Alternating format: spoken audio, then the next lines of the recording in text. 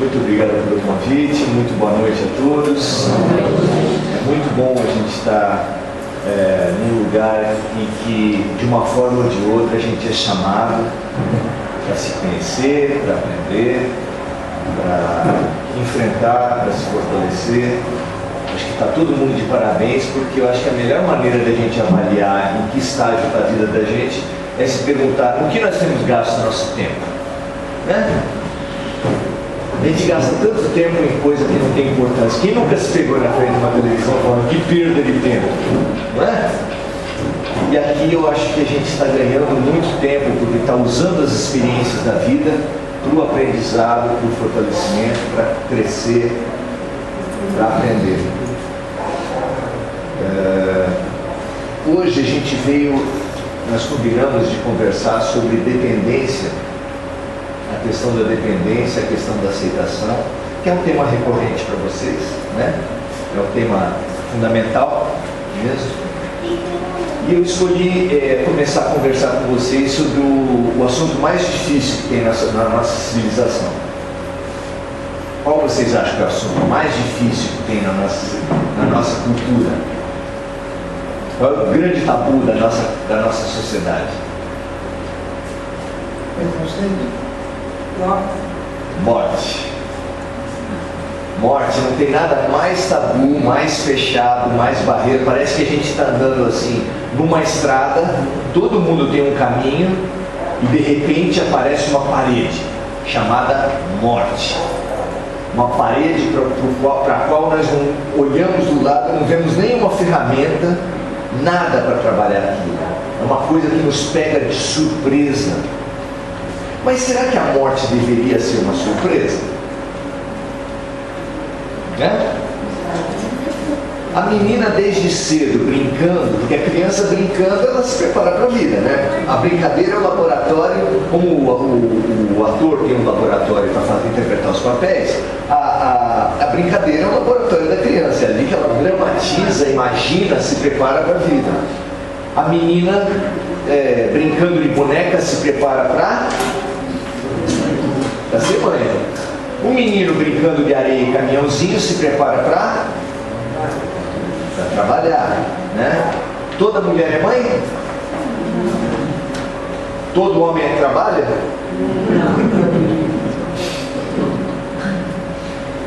A verdade é que a gente se prepara muito para possibilidades, para coisas que podem acontecer.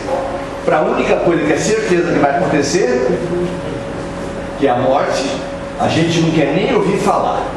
Aí a gente cria uma cultura da morte. Como é que a gente lida com a morte? Lida com a morte é a base dos filmes de terror, né? Quando a gente passa perto de um cemitério, a gente, meu Deus, né? Quando lida com a ideia de fim, a gente lida muito mal. Porque quando tem o Dia dos Mortos, como é que a gente chama o Dia dos Mortos? Finados. Finados vem de quê? Falaram finados, vem de que ideia? Enfim. Então a gente aprende desde cedo que quando a pessoa morre, ela acaba. Uma bola de gás que você fura assim, puf, acabou. Olha que ideia que nós vamos tirar. Tem um palestrista que um dia veio uma pessoa falar com ele assim: eu perdi meu filho há pouco tempo. Ela falou assim, ele respondeu assim: você procurou direito? Como assim você perdeu seu filho? Você foi no supermercado, você estava organizando a casa, você perdeu seu filho como? Como é que é isso de perder? Perder parece que a gente como um guarda-chuva, né? A gente sai de casa com chuva, acaba a chuva, depois a gente perde. Será que as pessoas acabam? Será que as pessoas desaparecem? Aqui, como foi falado no início, a gente não veio falar de religião nenhuma, mas todas as religiões, todas, pressupõem que com a morte a individualidade continua. O que acontece depois, cada uma pensa do seu jeito. Mas não há religião que fale assim: morreu, acabou. Todas as religiões são espiritualistas, no sentido de acreditar numa vida após a morte. E como é que numa humanidade, particularmente numa nacionalidade como a nossa, em que a expressiva maioria das pessoas são religiosas e, assim sendo, são espiritualistas, acreditam na vida depois da morte, como é que nós fomos criar essa ideia de finados? De fim, de perder as pessoas. Como é que foi que isso foi acontecer? Não só a ideia de morte, ela é previsível para todo mundo que vive, diz o ditado popular, que para morrer basta estar vivo. Como também a vida vai oferecendo oportunidades da gente ir assimilando a ideia da morte. Vocês passaram por aquela experiência escolar de algodão no pires molhado e que você põe o feijãozinho? A criança, como é que a gente se sentia quando o feijão brotava? Nossa, que alegria! Vocês lembram disso? Acordava cedo e ia logo ver, antes de qualquer coisa, ainda apertado para ir no banheiro, mas ia ver o pires, é ou não é? Para ver o quê? Se tinha crescido, se estava bonito, como é que estava o seu feijãozinho. Só que na mesma medida que tem a alegria do feijão brotar, chega o dia que o feijão morre. Você compra um peixinho para o seu filho, o que acontece com o peixe depois de um certo tempo? Morre. Mesmo um cachorro. Eu só não vou dar exemplo da tartaruga, né? Tartaruga não dá. Mas se ganha um cachorro ou ganha um gato, qual é a certeza de quem dá um gato ou um cachorro para uma criança? Aquela criança vai ver o seu irmãozinho, o seu filho, o seu personagem morrer. É ou não é? Então as chances de lidar com a morte, elas são muito grandes. Você desde cedo vai para uma festa de aniversário com seu filho. A festa está muito boa, você fala para ele uma certa hora: filho, vamos para casa. E aí os filhos, como é que eles fazem com a gente? Muito obedientes, muito assertivos. Eles falam: tudo bem, mamãe, vamos para casa. Não é assim? Não, né? Você, nessa ocasião, se você tiver a sensibilidade de entender e de desmitificar a questão da morte, você já pode começar a falar para ele assim: filho, tudo tem fim. Tudo tem fim. Toda atividade começa e acaba. Você dá um brinquedo para uma criança, esse brinquedo estoura, estraga. Se for da China, então vai embora mesmo, finados. Né? E aí a criança às vezes chora. Eu me lembro de chorar muito num filme, num desenho, olha só, revela a idade. A maioria daqui nem vai saber o personagem. Topo Gigio, vocês lembram? Tinha um filme do Topo Gigio que ele se namorou com uma bola de gás, uma bola de aniversário. Aquela bola era o amor dele. Ele fazia declarações de amor, ele abraçava, ele fazia carinho. Aí passou um carro por cima da bola. E a bola, puf, sumiu. E esse Topo Gigio se desesperou, a vida acabou para ele. Por quê? Porque a bola dele morreu.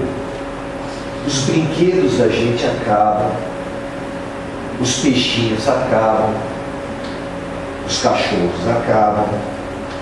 Depois começa histórias. Tem história de morte no noticiário?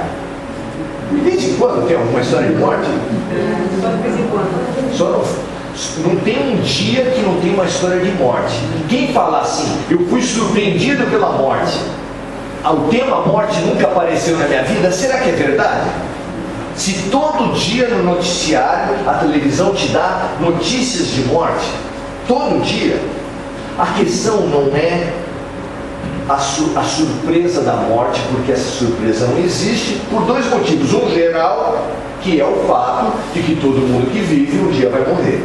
Mas outro muito específico, muito concreto, a ideia do fim de um ciclo, a ideia, portanto, da morte, ela povoa as nossas vidas, não assim, uma vez por mês, uma vez por ano, ela povoa as nossas vidas todos os dias.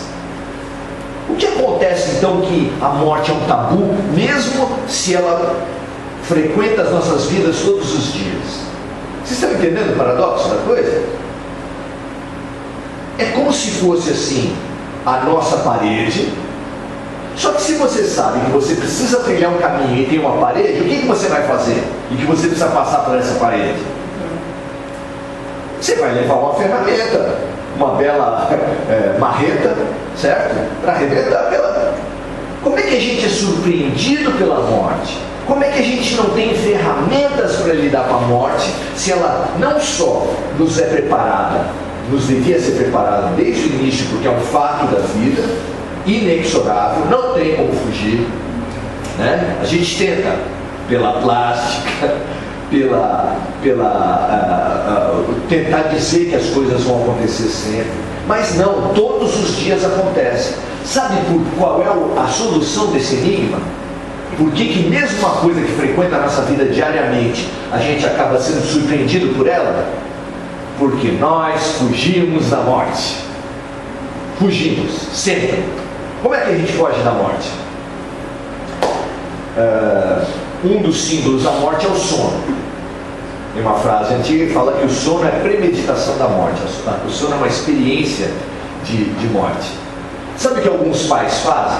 A criança quer dormir na cama do papai, na cama da mamãe. Você primeiro espera a criança dormir na sua cama. Quando ela dorme, eu levo para a cama dela. Aí ela acorda de noite e se sente traída, enganada. Como é que eu vim para cá? Eu dormi num lugar e fui para o outro. Quando a criança lida com alguma situação, tenta se disfarçar imediatamente. Morreu um peixinho, dou outra coisa, dou isso, dou aquilo. Não se faz rituais de morte.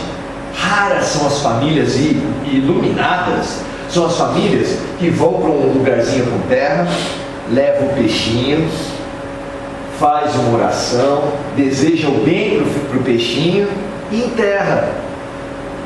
Mas que importância tem nisso, Maurício? Vocês acham que tem alguma importância? Aprender a lidar com a morte. Tem gente que parente morre, criança não pode ir para o velório. Não pode por quê? Porque é morte, filme de terror, vizinha, cemitério. Como é que o filme de terror acaba? Um túmulo onde está enterrado um monstrão, porque cada filme tem um monstrão, né? Mas isso está lá enterrado um monstrão. Como eles pensam na possibilidade da sequência dos filmes, o que eles fazem no final? Do túmulo, da terra, surge uma mão. Isso é clássico no final de filme de terror. Já foi inclusive feito pesquisa que as pessoas que mais incorporaram a religiosidade, que a vida tem ciclos, etc., são melhores para reciclar lixo. Por quê? Porque quem recicla lixo não acredita nesse pensamento mágico de que lixo é uma coisa que você produz, coloca ali na frente, o lixeiro leva e puf, desaparece. Você só tem pensamento ecológico quando você consegue perceber que tudo tem ciclos, que na natureza, como diz a ciência, nada começa, nada é criado, nada termina, tudo se transforma. Então aquele lixo que você põe na frente de casa vai para algum lugar, não desaparece. Ele tem um destino e vai ter uma transformação. E a pessoa que pensa isso para a vida, pensa isso para os seres humanos, lida melhor com o lixo também. Então, a ideia cíclica, a ideia de que tudo tem um início, meio e fim, que as coisas, e que esse fim é só aparente porque ele só sai de um lugar e vai para o outro e que ele vai ter um ciclo, essa ideia é maravilhosa. Quando você conversar com um psicólogo, pergunta para ele a respeito do luto, a ideia do luto. O que é a ideia do luto? Eu sei, Maurício. A pessoa morre, depois tem que vestir um ano, roupa preta, Nem que seja o maior sol, é roupa preta, a pessoa vai cozinhar no sol em nome do morto, certo? E isso é o luto. Será que é isso que é luto para psicólogo? Será que é isso que é o luto que eles querem dizer? Não. Luto para psicologia é quando você termina um ciclo, você se depara com um fim e você precisa o quê? Elaborar esse fim. O que é elaborar a ideia de um fim? É que a sua ideia romântica, ela não se efetivou na prática. E a ideia do romantismo mesmo, romantismo clássico, ela também se defronta com paredes. Fala a verdade. E serão felizes para sempre. Não é isso que a gente aprende do casamento? Até que a morte nos separe. Não é assim que a gente aprende? E é assim que acontece? Às vezes você tem um luto de um casamento, você tem um luto de uma traição, você tem um luto de uma incompreensão familiar, e tudo isso fica como se fosse uma feijoada que você nem mastigou direito, você precisa digerir. E será que isso tem alguma coisa a ver com o que eu estou vivendo? Você deve estar perguntando, né? Por que ele está falando tudo isso? Que base tem para a questão da dependência? Dependência de drogas e todas as outras dependências é uma forma clássica do que? Suicídio indireto. O que é suicídio indireto? Ah, Maurício, é feio falar de suicídio. Não vamos falar de suicídio. Mas aqui nós estamos falando de morte. Quem começou com morte, suicídio é fácil. Certo? Teve um tempo atrás que tinha um artista da Globo fazendo propaganda do Ministério da Saúde. E ele falava assim que a gente deveria observar o catarro. Daí ele falava assim, tem gente que não gosta de falar em catarro, mas nós temos que falar catarro, catarro, ele ficava repetindo. Mas ele falando em morte, porque a morte faz parte da vida, e sabendo lidar com morte, nós vamos viver melhor. E o suicídio, o suicídio, quando ele deixa de ser pensado também na superficialidade. O que é o suicídio na superficialidade? Meter uma bala na cabeça. Se atirar do alto de um prédio. Todas as outras formas, né? Tomar chumbinho, etc, etc, etc. Só que o suicídio num conteúdo um pouco mais profundo, ele é muito mais do que isso. É tudo que uma pessoa faz, sabendo que vai lhe prejudicar a vida, mas que ele faz mesmo assim. O que será que a gente faz e que continua a fazer, mesmo que saiba que nos tira um pouco de vida? Comer muito. Comer muito nos tira um pouquinho de vida? Tem gente que hoje em dia, nós estamos num tempo que devia ter uma causa mortis assim, morreu querendo ser bonito. Nós estamos, é a única geração praticamente que as pessoas morrem querendo ser bonito. Sabia disso? Tem gente que hoje em dia morre de selfie. Assim, ó, começa a acontecer muito, a pessoa está na beira do precipício, não, peraí, esse ângulo não está bom, esse ângulo quando vai, já foi. Infelizmente não é piada, as pessoas estão morrendo de selfie, as pessoas estão morrendo, no final das contas, de Facebook, porque quem morre para fazer selfie é fazer o que com selfie, né? As pessoas morrem para se expor pela vaidade, para ser bonitas. Então nós precisamos entender isso e entender todas as práticas que a gente faz e que tiram um pouquinho de vida da gente. Para onde será que vai isso, gente? Vocês conhecem gente muito mal-humorada, pessimista, que vê tudo do lado negro? Alguém aqui duvida que pessimismo tira um pouquinho de vida das pessoas? É certeza que sim.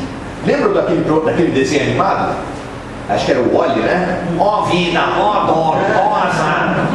Estava fazendo sol na cabeça de todo mundo, só na cabeça dele é que chovia. Tinha uma nuvem com raio aqui.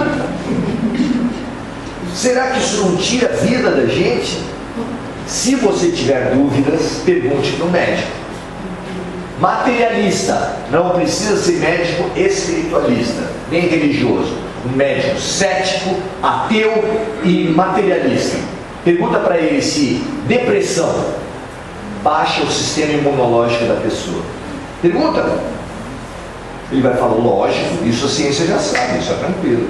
Pergunta para ele se úlcera tem alguma coisa a ver com pessimismo, mau humor e negativismo. Lógico que sim, isso ele sabe. Transtornos do sono. Tem alguma coisa a ver? Pergunta para um médico materialista para saber se o estado mental, se as concepções da pessoa prejudicam a qualidade de vida dele ou não, se produzem doenças ou não. Não precisa ser nenhum padre, pastor, nada disso. Pergunta. Isso é ciência, gente. O espírito mal conduzido faz mal para a matéria. E como é que é esse negócio de espírito mal conduzido? Então vamos lá. Existem pesquisas que falam que quando a gente se defronta com a tal da parede, que não é só a morte, é qualquer fato muito triste, muito decepcionante, muito frustrante e que você não tem nada para fazer com aquilo. Aconteceu e acabou. Quando você se defronta com isso, você passa pelo menos 4 fases. 4 fases. A primeira é a da negação. Não, tal fato não está acontecendo. Eu sei que isso não tem nada a ver com a vida de vocês, não tem nada a ver com o problema de vocês, né? Não acontece de uma pessoa que tem uma convivência excessiva com uma substância psicoativa, não acontece dele falar assim, eu paro a hora que eu quiser. Eu sei que isso não acontece, eu estou falando só em tese, em teoria, mas não serve para a gente. Então tem muita gente que foge da realidade. Tal fato não está acontecendo, eu não tenho problema. E esse é um problema grave, sabe por quê? Olha a frase que eu vou oferecer para vocês para a gente pensar. Quem não tem problema, não tem solução.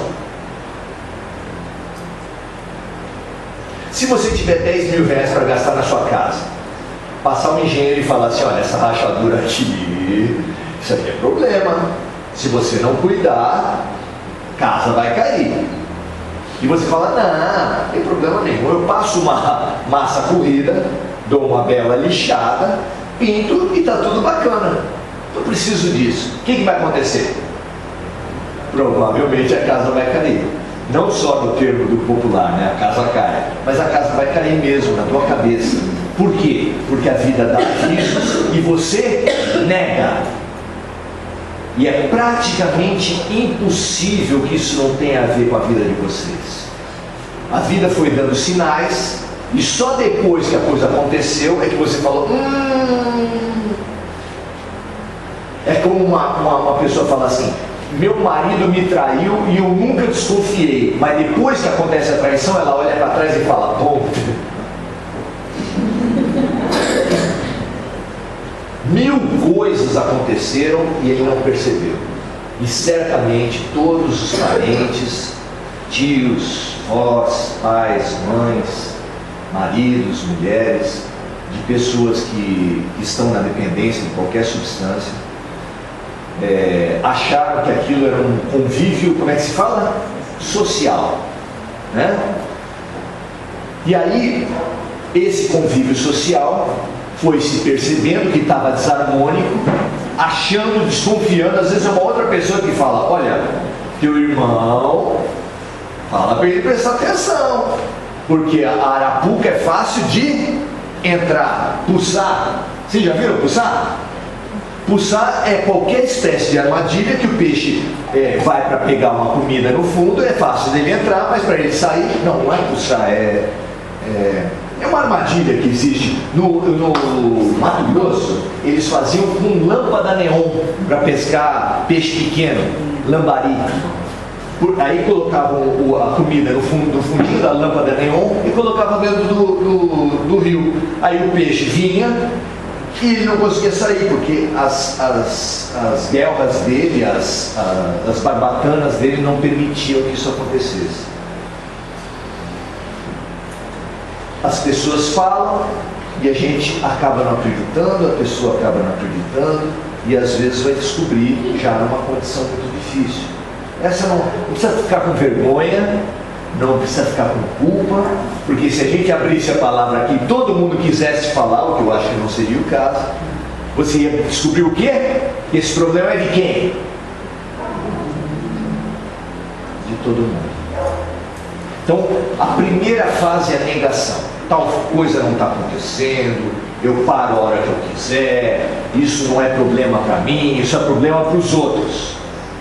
Tem uma frase de Jean-Paul Sartre, um filósofo francês muito famoso, já falecido, que ele fala assim: o inferno são os outros. Todo mundo padece de problemas, todo mundo tem culpa em tudo que acontece, menos eu, menos a minha família, menos o meu filho.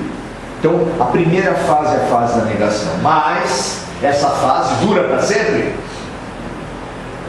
Para algumas pessoas dura para sempre. As pessoas não conseguem enfrentar os problemas como vocês estão fazendo corajosamente hoje. Tem gente que acha que não existe, que nada vai acontecer e nem no velório não aceita. Inventa histórias. Inventa histórias nos velórios, nas situações. Para quê? Para disfarçar. Porque ela está congelada na primeira fase das 4. Primeira fase. Mas tem gente que enfrenta, tem gente que fala assim: eu tenho um problema. E no momento que ela fala eu tenho um problema, o mundo se abre. Porque quem tem um problema busca o quê? Solução. Aí a vida se abre. Aí a vida começa a ter algum sentido. É o primeiro passo dos Alcoólicos Anônimos, é falar eu tenho um problema. Se você não tem problema, não tem mais solução, minha gente. É simples assim. Ora, então, passada a fase da negação, ainda tem uma segunda fase que não soluciona nada, que é a fase da revolta e da autocompaixão. Você fica com pena de si mesmo, você fica revoltado com o outro, mas não importa, esse sentimento que você direciona da revolta com o outro, ou com a vida, ou com Deus, ou que você direciona a você mesmo de: puxa, eu sou tão bacana, eu fiz tanta coisa certa, eu sou tão bom como pai, como mãe, como avó, como esposa, como amigo, eu sou tão bom. Isso não podia acontecer. Não é justo que isso esteja acontecendo. É humano sentir isso? É humano. É humano sentir isso, é humano até negar. Se você não convive, não aceita os seus sentimentos, você não anda para frente. Nós precisamos aceitar que a gente passa por essas fases. A psicologia, pelo menos essa pesquisa, fala que todas as pessoas passam pelas 4 fases. Ou seja, nós já negamos, nós já nos revoltamos, nós já tivemos pena da gente mesmo, já brigamos com a vida, já tiramos mal com o mundo. Mas nós não paramos aí. E essa é a grande virtude. Porque são sentimentos. Se o primeiro não adianta nada, esse segundo momento também não adianta nada. A terceira fase, que é a essência disso que nós estamos fazendo aqui, recebe diferentes nomes de acordo com os teóricos, mas você vai ter uma fase chamada negociação, os outros chamam essa mesma fase de racionalização, onde você não nega mais, percebe que não adianta mais brigar com a vida, que brigar com a vida é uma perda de tempo, é uma perda de energia, é uma perda de tudo. Que cá entre nós, hein? Você consegue passar um dia sem se queixar? Se está chovendo, você se queixa porque chove. Se está frio, puxa que frio. Se está calor, calor. Não tem jeito. Meu marido não levanta da mesa para lavar a louça. Aí a outra: o meu levanta, mas não lava do meu jeito.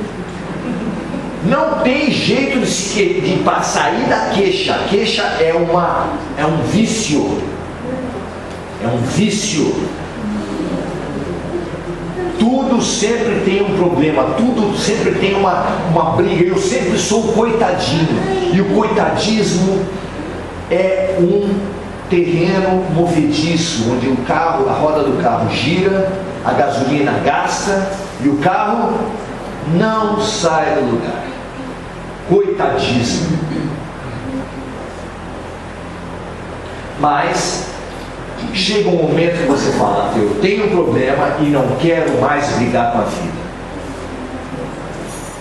É lógico que as fases nunca são assim 100%, certo? Virei a página, mudou tudo. Então, de alguma forma, em algum cantinho, se tivesse um scanner da alma, nós acharíamos negação em todos nós. Em algum canto. Em algum canto, nós também acharíamos uma certa revolta em todos nós. Uma pena de si mesmo em todos nós. Mas não é mais atitude preponderante em todos vocês, e por tudo isso nós devemos dar o quê? Parabéns.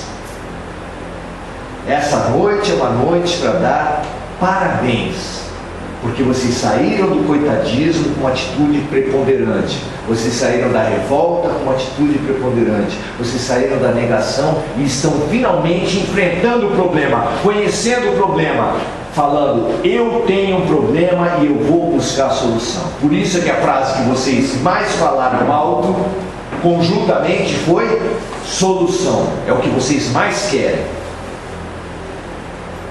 Isso é muito legal. Até porque a compreensão, ela se dá no nível racional. E a quarta fase se dá num nível mais integral do ser humano, que é a aceitação. A aceitação, eu diria também na mesma linha, que é um estágio que vocês todos em algum grau já estão tendo, mas que ninguém está tendo 100%. Certo? Então é assim, cada um de nós é uma mescla de negação, revolta, negociação, racionalização e aceitação. Todo mundo aqui é mais ou menos tudo, certo? Não é assim: tem alguém que vai ganhar medalhinha de ouro, de prata e de bronze. Não tem isso. Todo mundo está ali, mais ou menos em tudo. Mas quando você começa a entender um fenômeno, você tem muito mais condições de trabalhar com ele. Vamos dar exemplos aqui. Eu, na minha vida como assistente social, já me deparei com pessoas que achavam que criança fazer xixi na cama é sem vergonhice. Aí o pai ou a mãe mandavam parar de fazer xixi na cama. E a criança fazia. E aí ele gritava e ameaçava e falava muito sério. E a criança fazia. Depois de já ter soltado os cachorros bastante e ter ameaçado bastante, só sobrava para ele bater, para ver se a criança tomava vergonha na cara. Porque aquele xixi não era xixi da criança, é uma afronta pessoal àquela pessoa, ao mandatário, ao educador, ao pai ou à mãe. No momento que você toma como uma afronta a você, aí você vai reagir, porque é instintivo. Até o cachorro, se pisar no rabo dele, a cobra, se pisar no rabo dela, qual é a reação? Não precisa falar aqui, todo mundo sabe. Quando você toma o problema diretamente contra você, a tua única resposta vai ser a reação, vai ser o contra-ataque. E aí o desastre está colocado. Porque quanto mais me atacam, mais eu vou atacar, e fica aquela guerra. Tipo Israel e Palestina. Então, hoje nós não estamos vendo jornal, certo? Mas provavelmente hoje no Jornal Nacional está uma notícia que nós já vimos o quê? Centenas de vezes. Hoje eu só não sei o detalhe da coisa, porque a gente não tem bola de cristal, mas certamente hoje está sendo mostrada uma notícia onde um homem-bomba da Palestina foi até um restaurante, uma área pública de Israel, e se explodiu e matou não sei quantos. Também não sei quantos que eles morreram, não tem bola de cristal. Ou então um míssil saiu de Israel e matou, estourou numa área residencial e matou não sei quantas pessoas, suspeitas que alguns líderes do terrorismo, mas também crianças, mulheres. Vocês já viram essa história alguma vez? O que você pensa quando vê uma notícia dessa? Indignação. Oi? Indignação. indignação, mas o que você pensa com relação àquelas pessoas que estão lá? Oi? Não tem jeito.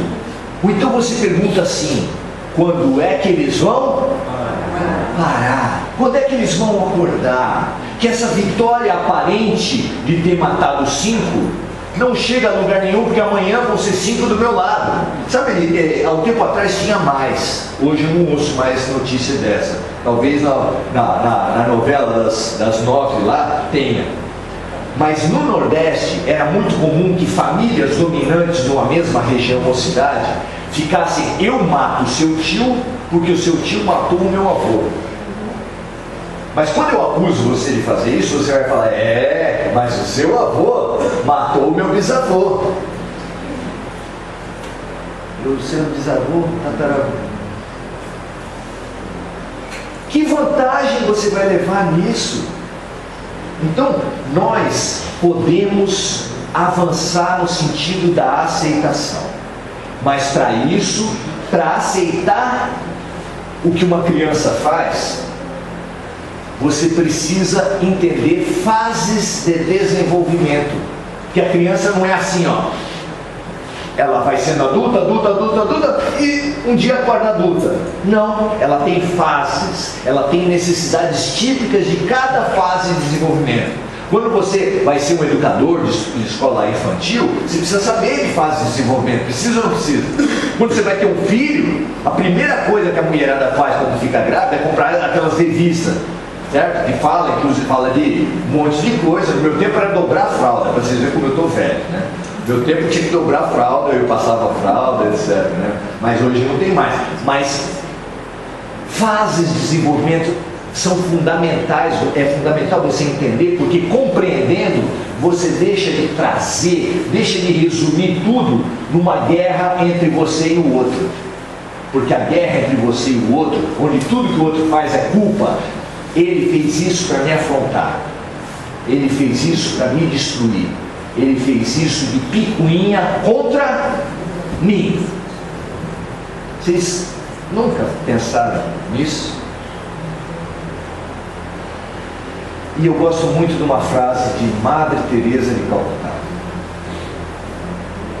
Para nós que resumimos, que adoramos resumir os conflitos da vida entre guerras particulares, entre você e um outro, a minha vida é eu contra ele, eu quero vencer, eu quando perco eu me sinto humilhado. Ela vem e solta como um sol na vida da gente assim. O problema da vida da gente nunca foi entre você e o outro, nunca foi. Isso é uma ilusão.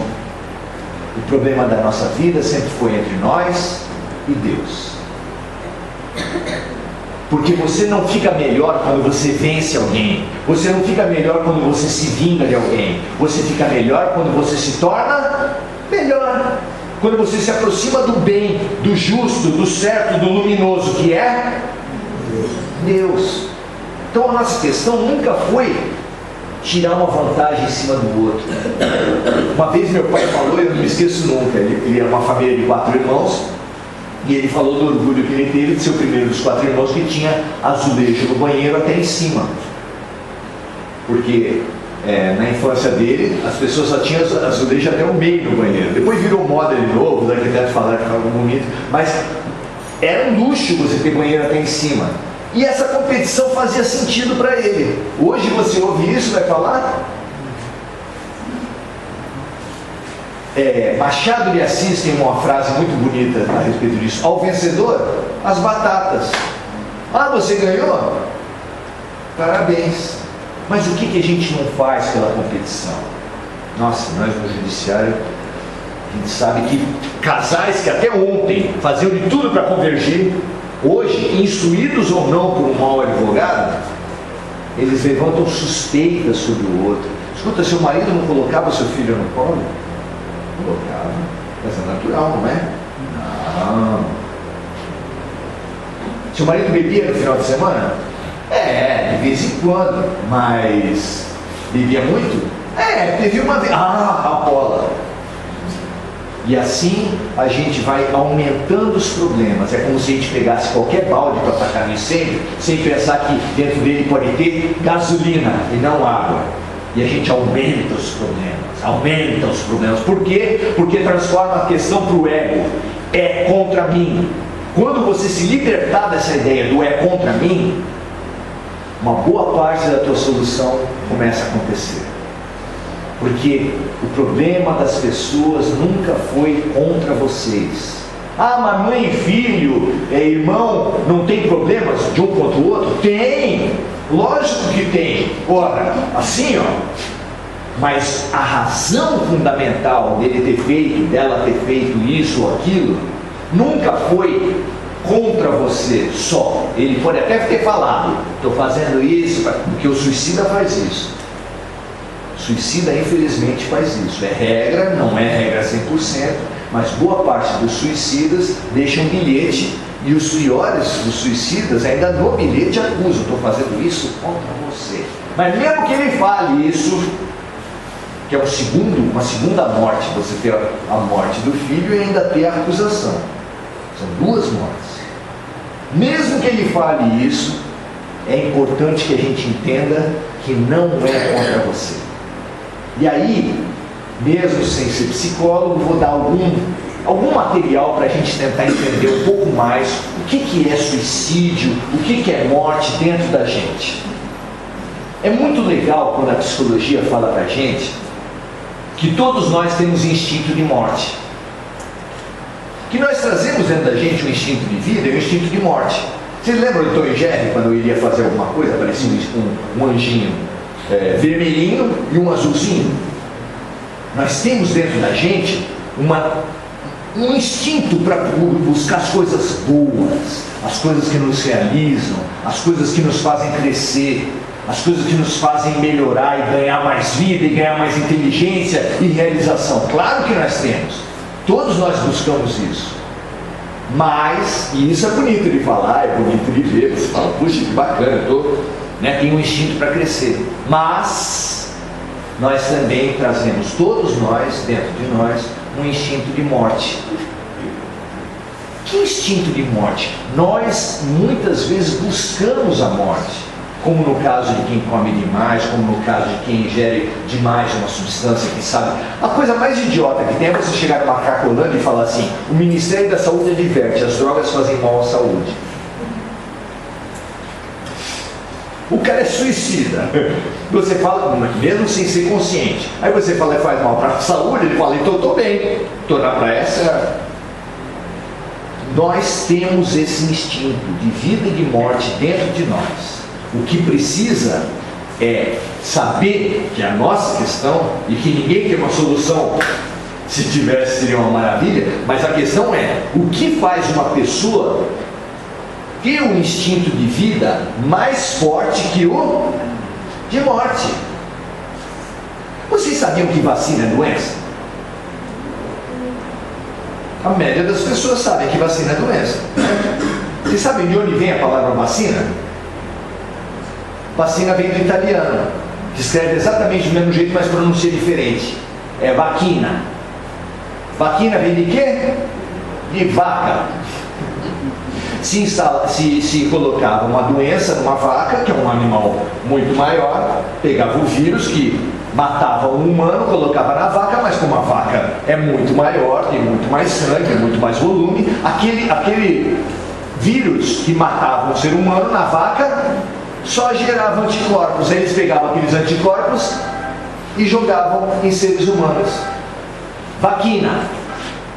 Então, quando uma pessoa recebe um desafio da vida, ela, como diz o ideograma japonês para crise, então vamos lá. A língua do Japão não equivale a sons como a nossa. O que quer dizer o A? O B? O que quer dizer o D? Nada, Maurício. B é um som. O D é um som, o X é um som. A nossa linguagem, ela se traduz por sons.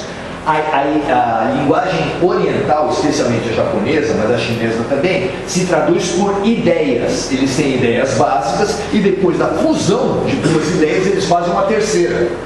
Deu para entender? Então o ideograma japonês para crise junta dificuldade. Uma crise tem dificuldade?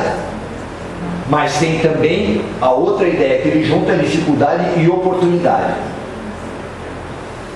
Isso é muito bonito, porque coloca todos nós que vivemos uma crise numa bifurcação. De um lado, dificuldade, do outro, oportunidade. Se você se fixar na dificuldade, você vai para ninguém me ama, ninguém me quer, ninguém me chama de meu amor. Tinha umas músicas antigas falando assim, né? A vida não tem sentido. E a outra fala da oportunidade. Eu já vi notícia que falava assim, ainda bem que fiquei desempregado. Aí você vê uma notícia dessa e fala, o cara é louco. Aí vai contar a história de que ele trabalhava há muito tempo, por exemplo, nas demissões aqui do Porto, nas demissões da Cosipa, da siderúrgica agora, como é que é? Da Unimi, Usiminas. E aí a pessoa tendo 30 anos, 40 anos, 20 anos, 15 anos de empresa, ele sai dali com uma bela grana. Nesse caso dessa reportagem, o cara foi demitido e a partir dali ele montou um negócio, deu certo. Tem muita gente que pega indenização, gasta em qualquer coisa, perde tudo, infelizmente. Mas tem pessoas que conseguem, baseado em uma informação boa, num investimento racional, também em outros fatores, porque o negócio certo nunca é 2 mais 2, mas o fato é que quem passa bem pela racionalização, pelo bom treinamento, ele aceita, ele vê a realidade, ele enxerga as coisas como elas são. A aceitação é enxergar as coisas como elas são, sem os fantasmas, sem as ilusões, sem os óculos. Porque tem gente que tem óculos cor-de-rosa. Quem tem o óculos cor-de-rosa, o mundo é sempre cor-de-rosa. Ele não enxerga outras cores. Quando, para você enxergar as cores, você precisa tirar o óculos cor-de-rosa. Tirando o óculos cor-de-rosa, você vai ver que o mundo é feito de outras cores. Isso é a aceitação. Eu tenho um irmão, eu tenho um filho, eu tenho um marido que são suicidas. E isso não pode separar o mundo entre branco e preto. Por quê? Olhando de perto, de perto, de perto, quem não é suicida? Olhando de perto, de perto, de perto, quem não é viciado? Vocês já tiveram conhecimento dos grupos de AA que existem para os diferentes vícios? Tem chocolatras anônimos. Eu sei que ninguém gosta de chocolate, aqui eu estou falando só para... Tem mulheres que amam demais, especialmente mulheres que fazem do seu sentimento, do apego delas a certos amores, filhos ou maridos, uma maneira de sufocar. Tem sexólatras, certo? O sexo também, em tese, eu sei que pode ter divergências, mas são raras. De resto, o sexo é bom, mas você pode transformar isso num inferno, numa dependência. As pessoas não conseguem viver sem aquilo. Tem artistas de Hollywood que são sexólatras, etc. Então você tem vícios de um monte de coisa. Tem pessoas que são consumidores compulsivos. Não podem ter um cartão de crédito, não pode ter facilidade, tem que ser toreado, feito bicho, feito criança. Ninguém pode dar dinheiro na mão. Peraí, mas o cara tem 40 anos, mas não pode dar dinheiro na mão, porque ele é compulsivo. Isso é o quê? Vício. Então, se você vai percebendo todos os tipos de suicídio que eu já falei, todos os tipos de vício que eu já falei, aí você parte para uma postura um pouco mais equilibrada. Não é assim, nós somos sadios e viemos salvar os doentes. Tipo jesuíta que veio para o Brasil, não todos. José de Anchieta, por exemplo, fez dicionários aceitando a língua tupi-guarani, etc, etc. Mas alguns jesuítas vieram aqui impondo uma cultura, como se o índio não fosse nada, não soubesse nada. Vieram impor uma cultura. No momento que quem quer ajudar um dependente se coloca como puro, como branco, como detentor da saúde, perante um ignorante, um suicida, uma pessoa de menos valia, um fraco. Olha que frase forte que um dependente muito ouve, que adjetivo que ele ouve muito. Você é um fraco. Você é um fraco. No momento que fala isso para alguém que precisa ter muita força para sair da dependência, você está enterrando e pisando em cima. do momento que você fala assim, somos viciados, somos suicidas e vamos encarar juntos, aí você começa com uma outra postura. Coloque-se no lugar. Coloque-se no lugar de uma pessoa que está precisando muito de ajuda. Aí vem um outro detentor de uma pureza, de uma asinha nas costas é pouco, certo? Eu estou aqui, falando contigo. E aí a pessoa que já se acha em porcaria, diante da tua pureza, vai se sentir o quê? Um lixo! Um lixo! Ah, mas eu estou com a melhor das intenções. Bom, não vou repetir a frase que você já conhece, certo? Um pai absolutamente alcoolizado encontra um filho bêbado na rua e começa: meu filho, a bebida não leva a nada.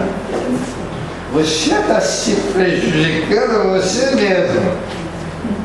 Ele tem autoridade? Agora, no momento que ele chega e fala assim: meu filho, eu estou cansado da bebida, vamos se tratar juntos?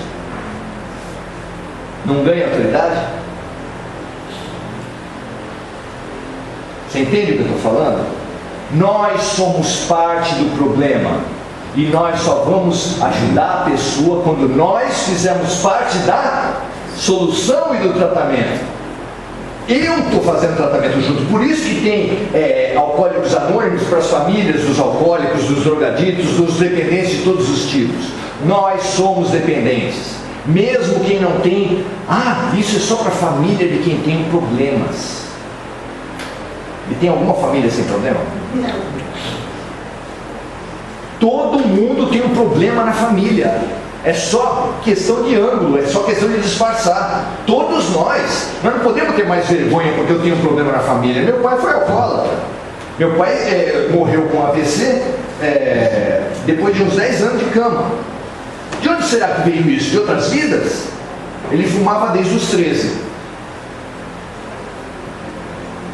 Então, nós temos dependentes em todos os lugares, nós temos dependência dentro da gente, nós temos suicídio dentro da gente. Reconhecer isso é fundamental. Deixa de ser anjos contra demônios, anjos afundando as pessoas numa baixa autoestima.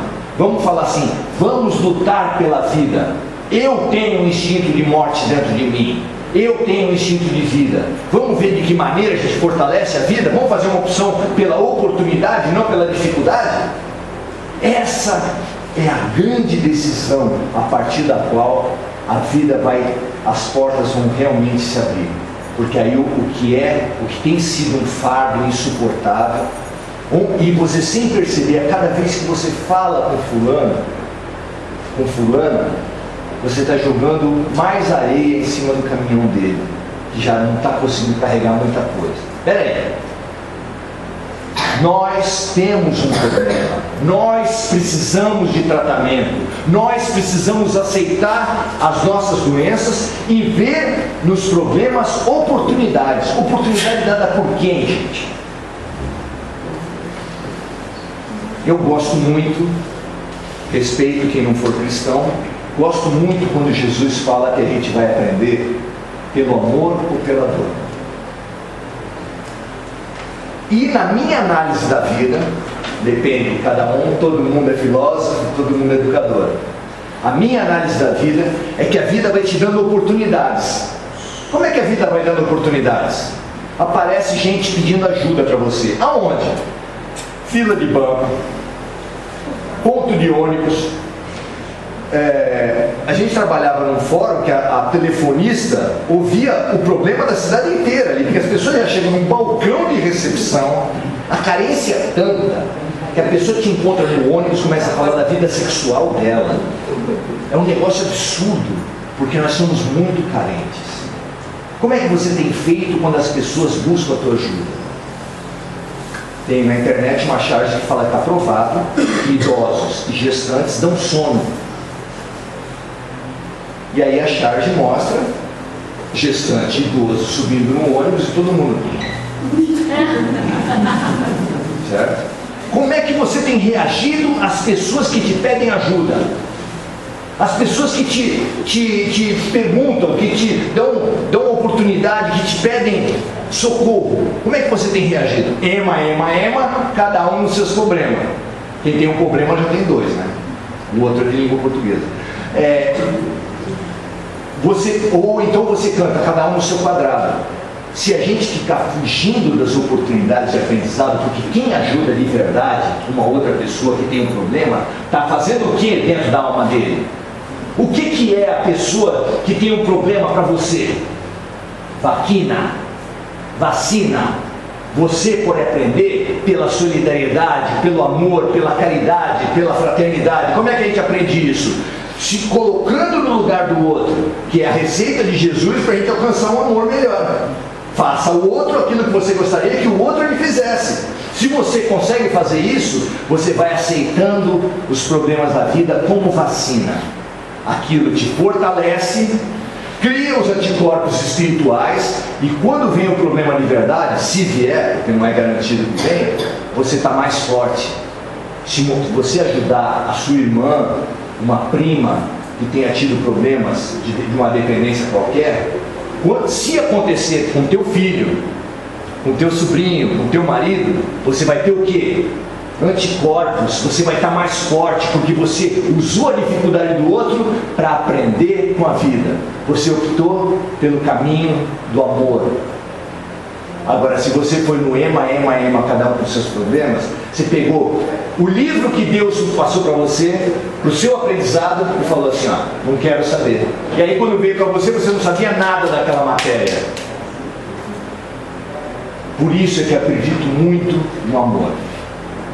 Não só como prevenção aos nossos problemas, mas como grande solução.